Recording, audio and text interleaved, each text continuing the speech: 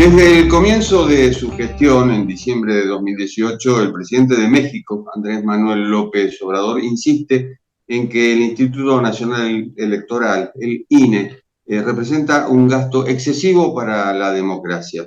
El INE es sucesor de otros órganos desde la publicación de la Constitución de México en 1917 y se convirtió en una institución imparcial con funciones de máxima autoridad electoral sobre todo después de los comicios fraudulentos de 1988, ganados entre gallos y medianoche por el Partido Revolucionario Institucional, el PRI. Una dudosa caída del sistema en ese momento, el sistema de conteo de votos, le arrebató la victoria al candidato por el Partido de la Revolución Democrática, Cuauhtémoc Cárdenas. Y hombre de izquierda, hijo del presidente que nacionalizó los ferrocarriles en la década del 30, Lázaro Cárdenas. López Obrador está enrolado en otra izquierda, la de su partido, el Movimiento de Regeneración Nacional, Morena, que en alianza con el Partido del Trabajo, el PT, y el Partido Verde Ecologista acusa al órgano electoral, al INE, de mantener algo así como una burocracia dorada, razón por la cual impulsa una reducción de su presupuesto y una reforma electoral que llama Plan B. Justamente de esto queremos hablar en este cuarto de hora, el programa de Cadal TV, con Adrián Lucardi, que es consejero académico de Cadal, es profesor asociado de tiempo completo en el Departamento de Ciencia Política del Instituto Tecnológico Autónomo de México, el ITAM. Es licenciado en Ciencia Política por la Universidad de San Andrés de Argentina y doctor en Ciencia Política por la Washington University in St. Louis de Estados Unidos. Adrián, la primera pregunta es, ¿qué pretende López Obrador con esta reforma electoral? Hola Jorge, buenas tardes, muchas gracias por la invitación. Sobre tu pregunta, ¿qué pretende López Obrador? A veces no es muy fácil descifrar cómo piensa López Obrador. No es, no es el presidente, el político más predecible en la toma de decisiones, pero claramente, generalmente cuando los políticos tratan de inmiscuirse en institutos electorales y tratan de cambiar las reglas electorales es porque pretenden o más votos, o mejor dicho, una forma más amigable de contar los votos, por decirlo de esa manera. Más votos para un presidente que no va a tener posibilidad de ser reelegido, porque en México no hay reelección. Efectivamente, no tiene posibilidad de reelegirse. Hay gente que ha especulado con que tal vez podría intentarlo o anunciarlo, pero nunca lo hizo. Y ya le quedan 2 años de mandato, 1 año y medio más o menos hasta la próxima elección presidencial.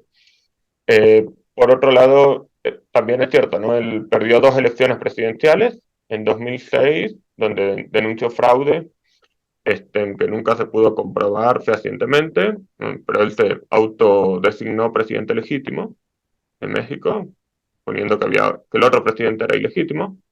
En 2012 también salió segundo y finalmente en 2018 ganó, pero ganó también por goleada, más del 50% de los votos, más de 25 puntos de diferencia con el segundo, y sigue siendo muy popular. Y este encono contra el INE viene de elecciones pasadas en las que perdió su partido, Morena. Supongo que sí, insisto, hay políticos que son fáciles de leer, son predecibles, ¿no? En cómo piensan o cómo van a reaccionar. AMLO no es muy fácil de leer, pero creo que es una mezcla de dos cosas. Por un lado, no le gusta mucho, o sea, para ser un presidente de izquierda, no tiene mucha simpatía por la burocracia y los burócratas. De hecho, sorprendentemente, contra lo que esperaríamos en cualquier parte del mundo, lo primero que hizo cuando asumió la presidencia fue disminuir salarios burocráticos, echar gente del sector público, ¿no? Que es algo que ocurre muy pocas veces. Y el INE efectivamente tiene una burocracia relativamente grande. Entonces eso puede ser un factor adicional. Y por otro lado, también está la desconfianza de López Obrador hacia el INE en particular, sobre todo por la elección de 2006, donde según él le arrebataron la elección. Pero también es cierto que en 2012 le fue un poco mejor y a su partido le fue bien. En otras elecciones, digo, México tiene muchos problemas, pero la administración electoral no es de los principales problemas de México.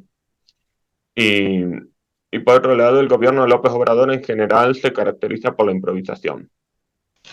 Se anuncian medidas, la implementación es bastante improvisada, bastante deficiente. Hacer una elección donde votan decenas de millones de personas implica un costo logístico grande. Entonces, el INE ya tiene toda la capacidad para hacerlo. Si, si no está ahí presente para hacerlo, organizar las elecciones va a ser todo mucho más chapucero, mucho más problemático. Y obviamente se va a prestar más a manipulación, no necesariamente por parte del presidente directamente, sino por digo, las autoridades locales o regionales o locales que van a tener que llenar el vacío de alguna manera, ¿no? El INE tiene que renovar autoridades y tengo entendido que el proceso de designación allá se ha iniciado con roces. Sí, el INE renueva autoridades, pero es de forma escalonada. O sea, los consejeros, que son los que toman las decisiones más importantes, son elegidos de manera escalonada, justamente para evitar que un solo presidente que tenga mayoría en las cámaras pueda afectar la composición de todo el consejo, digamos. Entonces López Obrador no tiene la posibilidad de poner un consejo a su medida antes de que termine su mandato. Hablabas de la popularidad AMLO. ¿A qué la atribuís? De nuevo, no es fácil decir por qué, no es muy obvio, digo, no es un gran orador. Todos los días a la mañana tiene sus famosas mañaneras, donde una conferencia de prensa responde preguntas durante horas. Me habla de todos los temas, pero no es un gran orador, no es una persona que genere mucho entusiasmo hablando, ni que sepa modular muy bien la voz, ni tampoco es gracioso como puede ser Trump, por ejemplo. Pero tiene mucha popularidad entre muchos mexicanos. Yo lo atribuyo a una multiplicidad de razones. Por un lado, siempre tuvo el mismo discurso. Perdió dos elecciones presidenciales, pero mantuvo el discurso y siempre denunciando lo que se llama como la mafia del poder, las viejas élites neoliberales, etcétera. Y como el gobierno de Peña Nieto terminó, digo, las dos elecciones que él perdió en 2012 y 2006 y 2012, como los gobiernos que ganaron esas elecciones tuvieron un muy mal desempeño, en Calderón sobre todo por la parte, comenzó la guerra contra el narco, Peña Nieto por una mezcla de violencia con corrupción masiva, como que mucha gente seguramente pensó, bueno, este tipo tiene razón, viene repitiendo lo mismo desde hace mucho tiempo, este, tal vez le vamos a dar un voto de confianza. Por otro lado, en México muchos políticos vienen de la élite, ¿no? La élite social, económica, a veces política porque son hijos de o este, sobrinos o nietos de exfuncionarios, etcétera. Y AMLO inició su carrera en el PRI, después en Tabasco, en el estado de Tabasco. Después se fue al PRD, después dejó para fundar su partido, que es Morena. Entonces no es un novato en política, para nada, pero por la forma de expresarse, de conducirse, de hablar, etcétera, como que no representa esa élite, no es visto como parte de esa élite. Y creo que en ese sentido es muy creíble. O sea, muchos mexicanos Hablabas dicen es de, como nosotros en ese aspecto. hablabas de Calderón, PAN, Peña Nieto, PRI, AMLO, Morena. ¿Crees que Morena o AMLO ha creado un nuevo estilo político en México? No lo sé. Eh, o sea, Morena es un desprendimiento del PRD.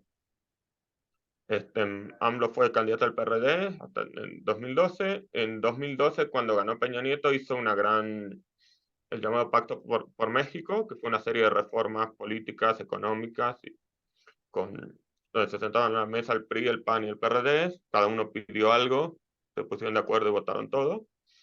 Y en ese momento AMLO se opuso a eso y se fue del PRD. Y ahí fundó Morena. Y mucha gente se fue con él, después fue trayendo gente del PRI también y del PAN, pero básicamente bastió el PRD y creció por fuera del PRD. No sé si representa un nuevo estilo, o sea, digo, es populista como vemos varios presidentes en América Latina y en Europa estos días, entonces como que hay un espíritu de época. Eh, Después de eso, eh, es como que el partido depende mucho, está muy asociado a la figura de AMLO. O sea, tiene muchos políticos importantes, pero no está claro si podrían ponerse de acuerdo si no fuera por AMLO. O Hay sea, algo que llama él la atención manda. en el exterior y es la intromisión en asuntos internos de otros países, algo que México estaba vedado, la doctrina Estrada hablaba justamente de eso. Sin embargo, con López Obrador hemos visto que le ha dado asilo a Evo Morales, que le iba a dar asilo a Pedro Castillo, el expresidente de Perú, bueno, que no condena las violaciones de derechos humanos en Venezuela, en Nicaragua y en Cuba. En fin, hacia el exterior, digamos que hay un cambio grande. Puede ser, no estoy tan seguro. O sea, México, bueno, históricamente el gobierno del PRI, México sí era una dictadura con elecciones, pero además donde se exiliaban muchos políticos de izquierda de América Latina, ¿no? Bueno, muchos argentinos obviamente se exiliaron durante la dictadura, Castro estuvo exiliado antes de ir a Cuba, etcétera. Mucha gente encontró asilo en México. Este, Después, sí, efectivamente, del 80 al 2018, México se volvió como más globalista, quizás en algún aspecto, para buscar inversiones extranjeras, etcétera.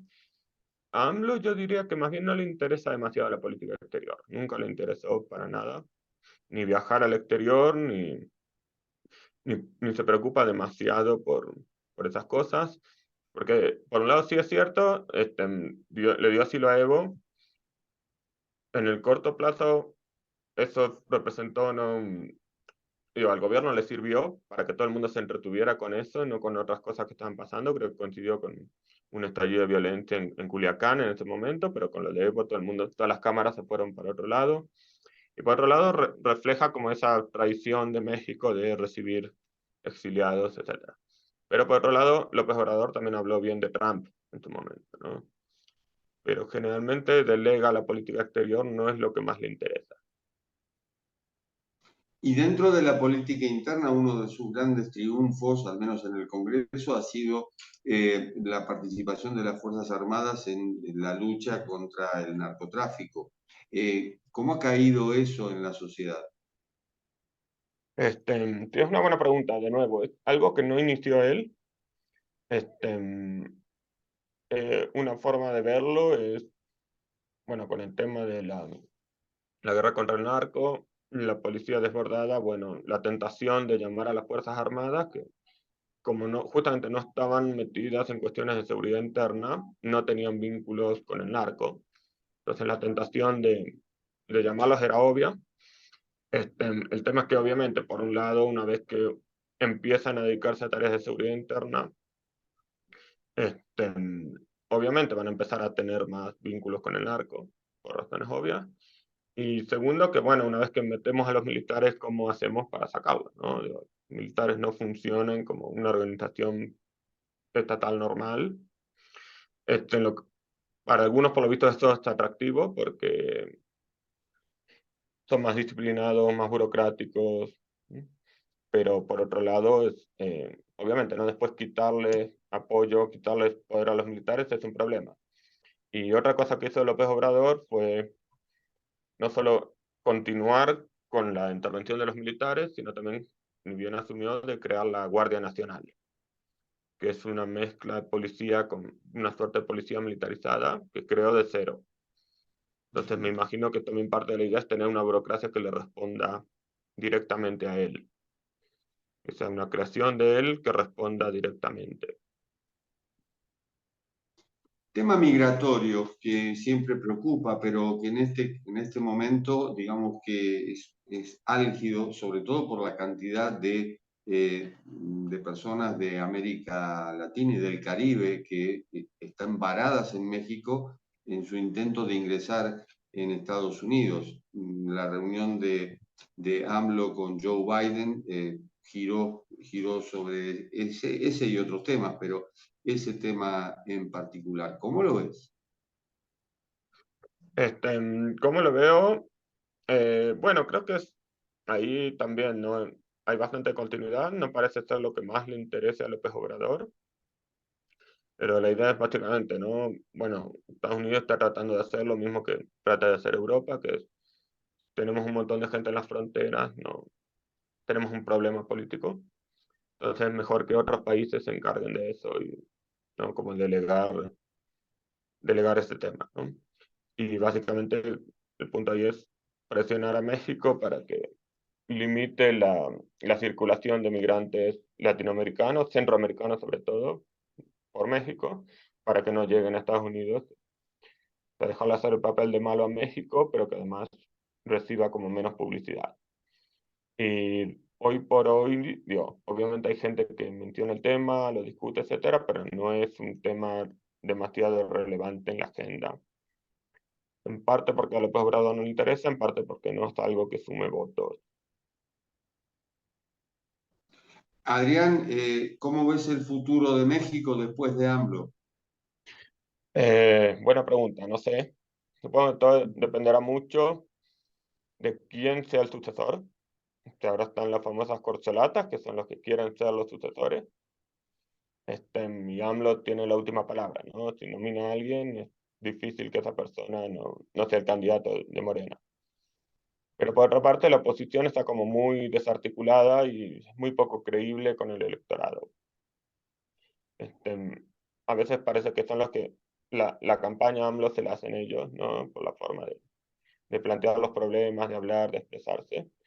En el fondo, digo, todo gobierno necesita una oposición que le ponga límites. Que al final del día se cuentan los votos, ¿no? Si la oposición realmente no tiene apoyo, cualquier gobierno va a terminar consolidando su control sobre más y más instituciones.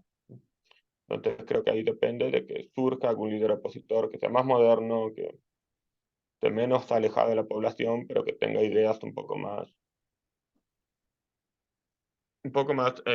más modernas, creíbles, que pueden funcionar. Ujú. ¿Y hay un líder de la oposición que reúna esas características? Por ahora no lo veo. Sí, por ahora no. También es cierto que falta bastante y si empieza a surgir un líder le van a pegar mucho, entonces tal vez nadie quiere ponerse digamos, ponerse en el centro de la escena todavía, pero no, todavía no lo veo. No asomar la cabeza antes de tiempo sería la conclusión. Eh, Adrián, Totalmente. muchísimas gracias. No, Jorge, muchas gracias por la invitación, fue un gusto. Un gusto. Y muchas gracias a ustedes por acompañarnos en este cuarto de hora sin monedas, como siempre, del Canal TV. Nos reencontramos en la próxima. Chao.